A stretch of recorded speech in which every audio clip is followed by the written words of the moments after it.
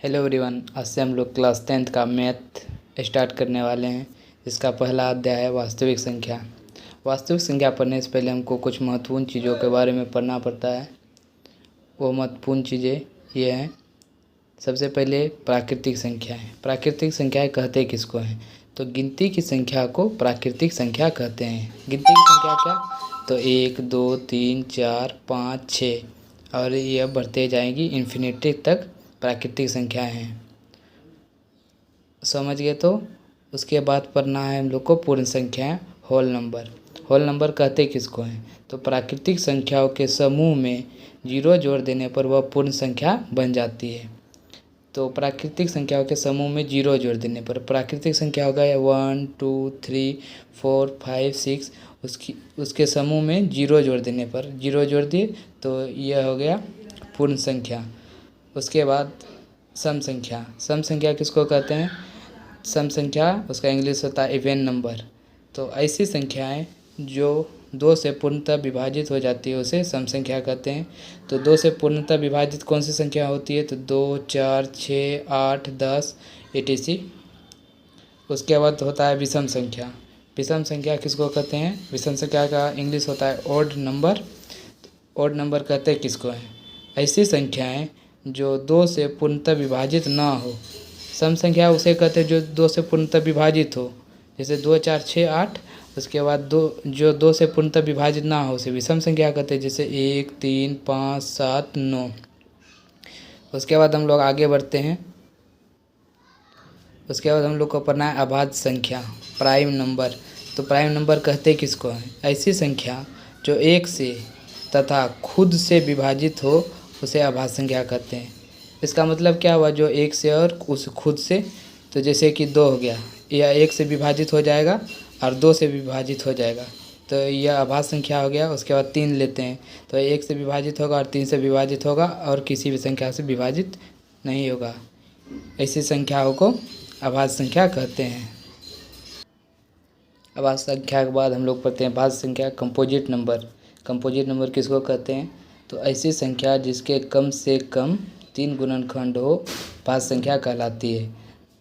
तो जिसके कम से कम 3 गुणनखंड हो तो ऐसा संख्या क्या हो जाता है? तो पहले हम लेते हैं 2, इसके 3 गुणनखंड करके देखते हैं। यहाँ पे 2 या 2 से कटेगा, नीचे 1 आ जाएगा, इसके 2 ही गुणनखंड हुए। फिर लेते हैं 3 लिए, इसके फिर गुणनखंड के 3 से होगा एक बार में, इसके भी 2 गुणनखंड हुए। लेकिन जब हम 4 लेते हैं, इसको देखते हैं तो फिर यह पहले 2 से कटेगा, फिर 2 से कटेगा, इसके 3 गुणनखंड हुए। ऐसी संख्याओं को भाज्य संख्या कहते हैं। उसके बाद परिमेय संख्या, रेशनल नंबर। तो रेशनल नंबर किसे कहते हैं? ऐसी संख्या है जिसे p/q के रूप में लिख सकते हैं तथा q बराबर नॉट जीरो हो, q बराबर जीरो नहीं रहना चाहिए, उसे परिमेय संख्या कहते हैं। जैसे 1 2 3 4 5 4/5 22/7, जिसे p/q के रूप में लिख सकते हैं। उसके बाद अपरिमेय संख्या, इनरेशनल नंबर।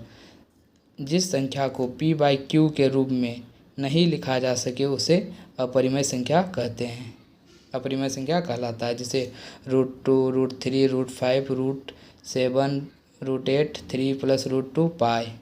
यहाँ ध्यान रखिए, पाई अपरिमेय संख्या है, पाई का मान 22/7 परिमेय संख्या है।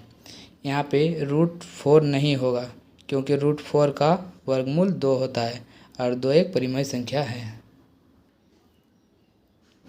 अपरिमेय संख्या पढ़ने के बाद हम लोग अपने अध्याय पे आते हैं वास्तविक संख्या।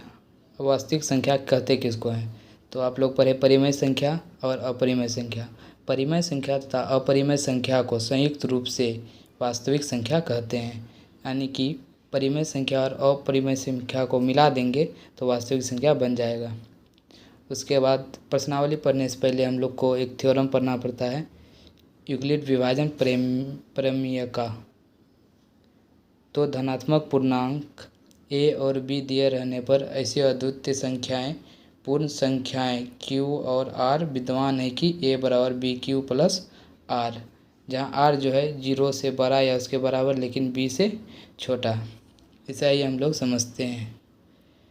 जैसे कि कोई संख्या है a, उसको हम लोग b से भाग देते हैं तो भागफल q आता है और शेषफल r आता है। इस प्रमेय में यह बताया है थ्योरम में कि यह जो a है संख्या है वह भाजक और भागफल के गुणा करने पर और शेष को जोड़ देने पर संख्या प्राप्त होता है। यानी कि a बराबर क्या हो जाएगा, b हो जाएगा गुना q हो जाएगा प्लस r, शेषफल को जोड़ देंगे तो a बराबर क्या आ जाता है, BQ प्लस R। धन्यवाद। इसके आगे हम लोग कल से प्रश्नावली पढ़ेंगे।